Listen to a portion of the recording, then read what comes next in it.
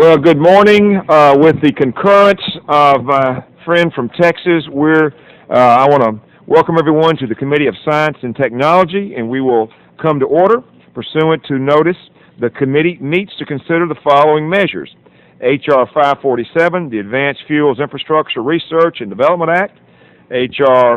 72, recognition of the work and accomplishments of Mr. Britt Mayfield, Director of the National Hurricane Center's Tropical Prediction Center, upon his retirement. We are moving forward now for two reasons. One is because it's time to move forward, and the second is that we're going to be having votes in about 15 minutes, and if some of your members aren't here yet, we're not trying to preempt them, but rather provide them the courtesy of being able to get to vote and not have to come back. So we now proceed with the markup, beginning with opening statements. I will be brief since I will also speak to two bills.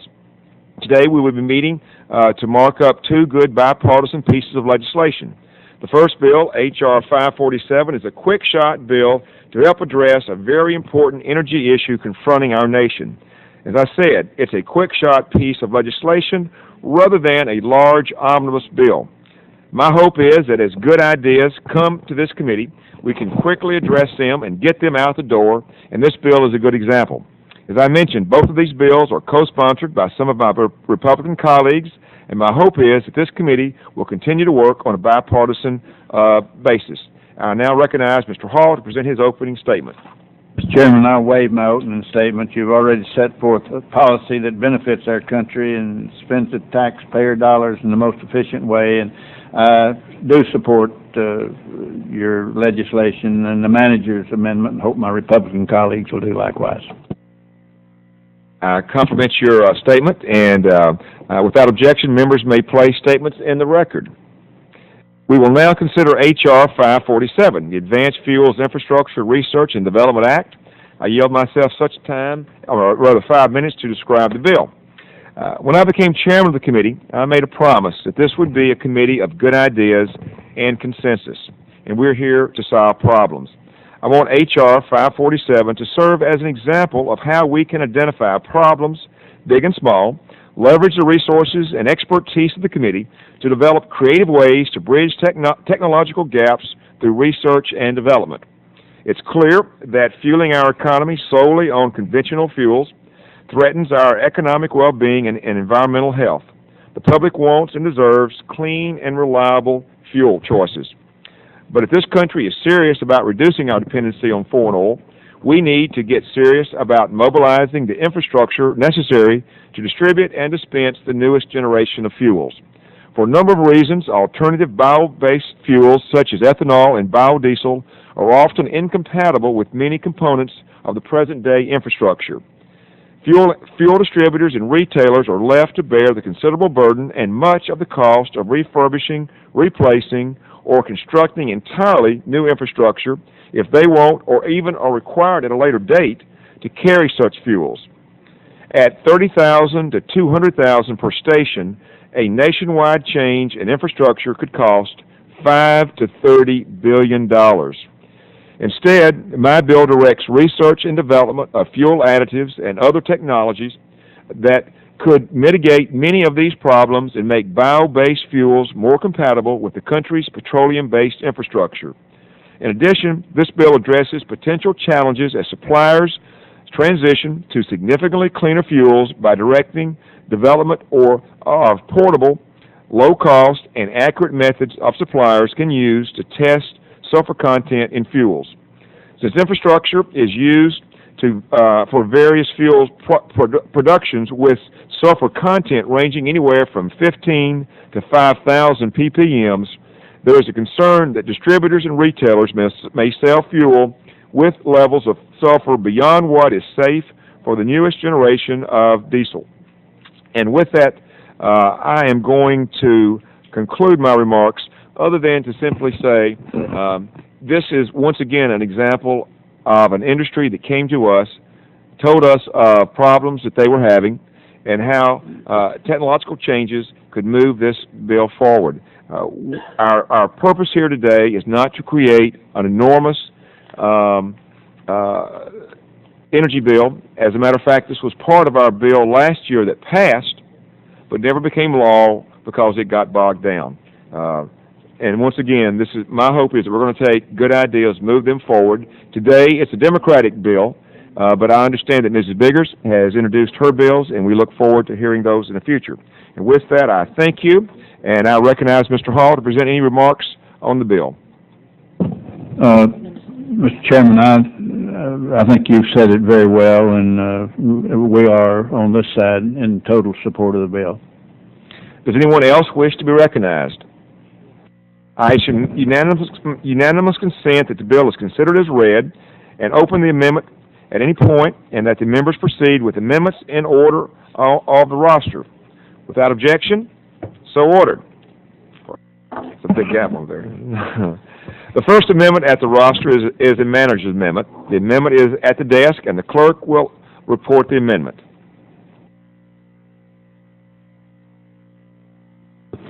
Amendments to H.R. 547, offered by Mr. Gordon of Tennessee. I issue unanimous consent to dispense with the reading, and without objection, so ordered. After consultation with colleagues in the Energy and Commerce and our minority, and following up on testimony from the hearings yesterday, I made the following changes in the manager's amendment. Biofuels is used to make the term for this category of fuel consistent throughout the bill and consistent with terms of existing law. We removed demonstration and commercial applications to make the bill consistent with activities that we expect the EPA to engage in. And since EPA is the agencies charged with implementation, both diesel and renewable fuel rules and standards, EPA is now the lead agency for Sections 3 and 4 of the bill. At any one time, and makes a one-time authorization of $10 million. The practical implication here is that after talking with Energy and Commerce, they felt there were some jurisdictional concerns. We wanted to meet that need. We talked with them. We worked it out. We talked with the minority, and I think all problems have been settled. Is there further discussion of the amendment? If no, the vote occurs on the amendment. All in favor say aye. Those opposed say no. The ayes have it, and the amendment is agreed to. The second amendment on the roster is offered by Mr. Costello, if he is here. And he's not here. We may have a... all right, let me if I could, I have discussed Mr. Costello's amendment with him, and let me relate to the committee our conversation. Jerry was going to introduce an amendment and was going to withdraw it, and the amendment would be was concerned with coal technologies. It really wasn't adaptable to this particular bill. Jerry and I had a discussion yesterday, and the fact of the matter is that any type of serious look at our energy problem is going to have to deal also with coal.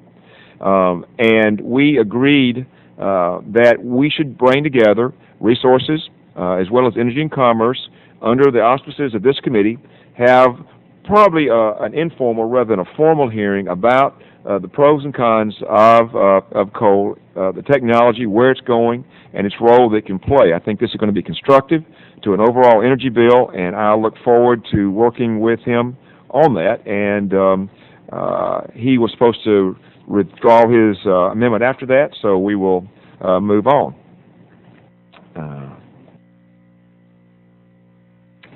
Are there any other amendments? Hearing none, the vote is on the bill. H.R. 547, the Advanced Fuels Infrastructure Research and Development Act. Mr. Chairman. Yes. Who Mr. is? Chairman. Yes. Bilbrey. Yes, Mr. Chairman. I just want to thank you for bringing this bill forward. As a former member of the State Air Resources Board in the state of California, I do want to sort of reflect the fact that those of us in California, in many ways, with clean air technology, has been far ahead of the curve nationally. As you know, states all across this country are using California as the gold standard for clean air. Yeah.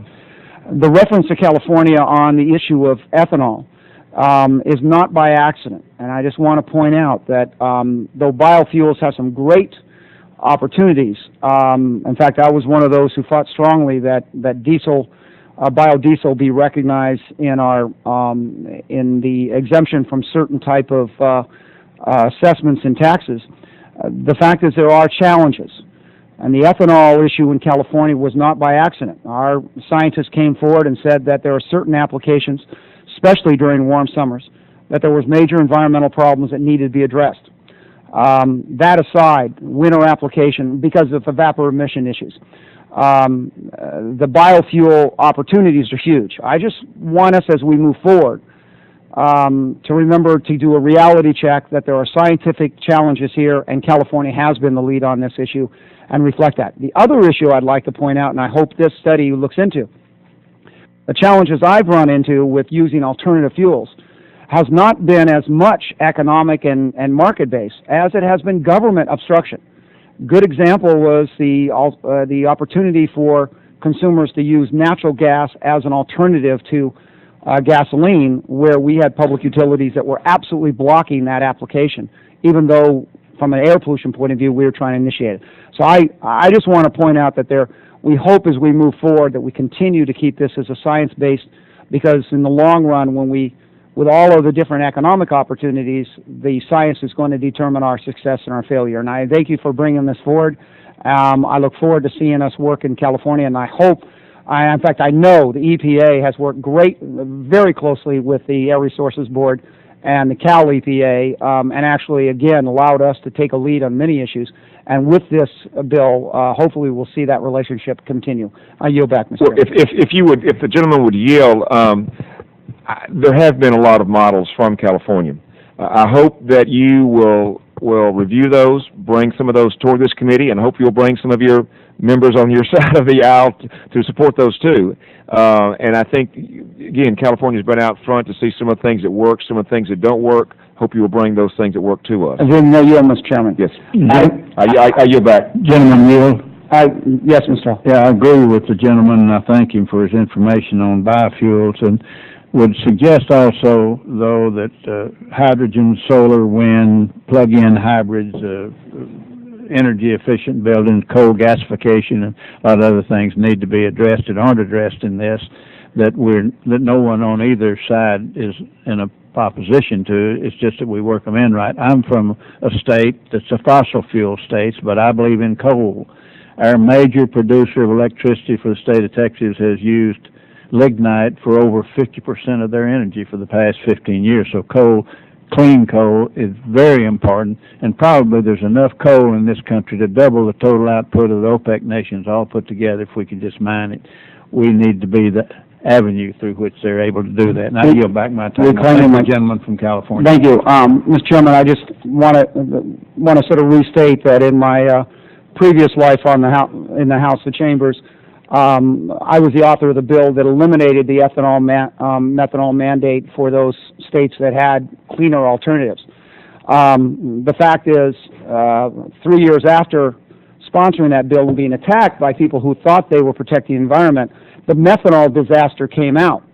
In fact, Chairman Waxman's city of Santa Monica has probably got the most polluted wells, and those wells were polluted by a federal mandate that were well-intentioned but were not grounded in good science. So that's why I feel strongly that we do that.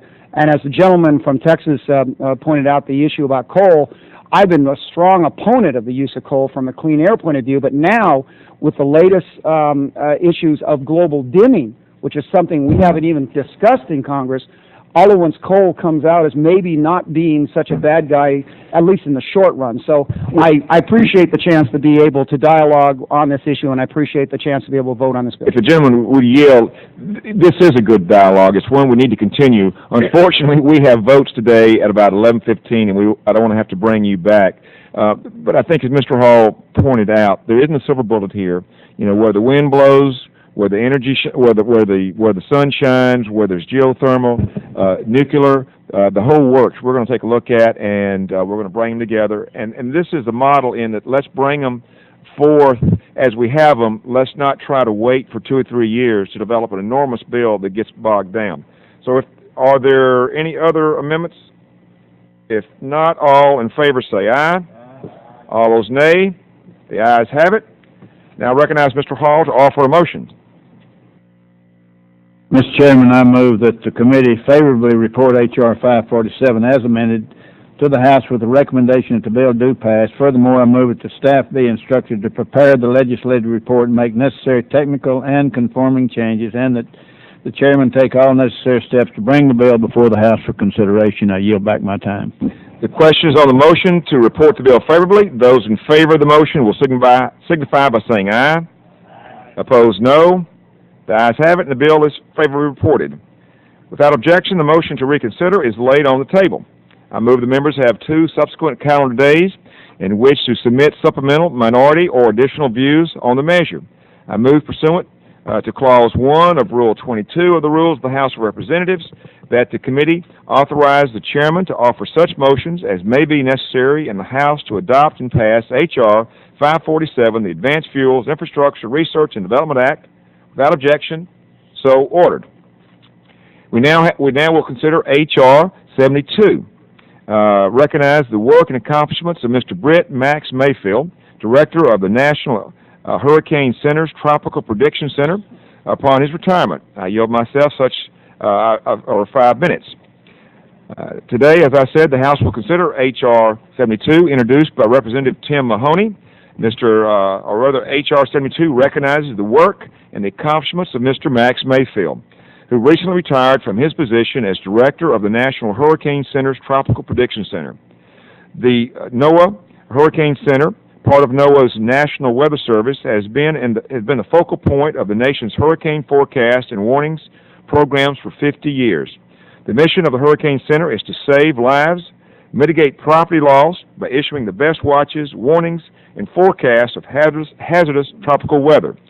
Mr. Mayfield attained national celebrity status during the period of 2004 and 2005 hurricane season, appearing on television with hourly updates as Hurricanes Charlie, Ivan, Francis, and Wilma bore down on the southeastern United States. With his calm and steady presence, Mr. Mayfield helped millions of Americans prepare for hurricanes during his tenure with the National Hurricane Center.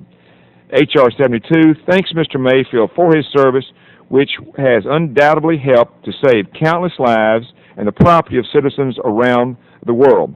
Mr. Mayfield will be missed. He has served our nation with distinction for 30 years.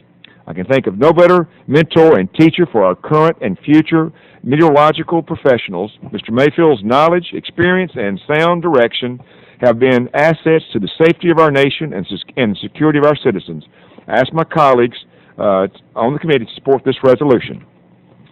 And now I recognize Mr. Ellers. Is he? Oh, Mr. Bonner, we'll take Mr. Okay. Mr. Bonner for 5 minutes. Thank you, Mr. Chairman. As one of the few members of the Gulf Coast who has had firsthand experience dealing with Mr. Mayfield, I too commend you for bringing this resolution to the floor today, and pleased that the committee is considering H.Res. 72, recognizing the work and accomplishments of Mr. Britt Max Mayfield, Director of the National Hurricane Center's Tropical Prediction Center, upon his retirement. For 34 years, Mr. Mayfield served our country as a meteorologist. For the last 6 years, however, he was the face and voice Americans turned to and trusted for the latest information about hurricanes and tropical storms. Over the years, his forecasts have saved thousands of lives by providing advance warnings so people could evacuate prior to storms hitting. For each tropical storm or hurricane that threatens America's coastline, Mr. Mayfield and the staff of the National Hurricane Center work around the clock, gathering information about the storms and constantly improving the projection of the storm's track. As a storm nears the U.S. coast, they often spend days at a time at the National Hurricane Center, making sure that the public continues to receive vital forecasts and warning information. Throughout his distinguished career, Mr. Mayfield went above and beyond his responsibilities by spending much of the off-season doing outreach to communities to make sure they are prepared for hurricanes and know what to do to protect themselves from these deadly storms. Mr. Chairman, I'm pleased to join my colleagues in honoring this outstanding public servant. Just a few minutes ago, I had the pleasure of meeting with 8 young ladies who are here as part of Students of the Storm, young students who have come up from New Orleans to remind America that the devastation of Hurricane Katrina still exists, and I know they believe, as we all do, that Max Mayfield helped save lives even during the worst natural disaster in American history. I yield back the balance of my time. Thank you, Mr. Bonner, and we look forward to your active participation in the NOAA legislation this year. You have firsthand knowledge and can be a real asset to us. Does anyone else wish to be recognized? So then I ask unanimous consent that the bill is considered as read and open to amendment, and at any point the members proceed with the amendments in order of the roster. Without objection, so ordered. Are there any amendments? Hearing none, the vote is on the bill. H.R. 72, recognizing the work and accomplishments of Mr. Britt Max Mayfield, Director of the National Hurricane Center's Tropical Prediction Center, upon his retirement. All those in favor will say aye. All those opposed say no. In the opinion of the chair, the ayes have it. I recognize Mr. Hall to offer a motion.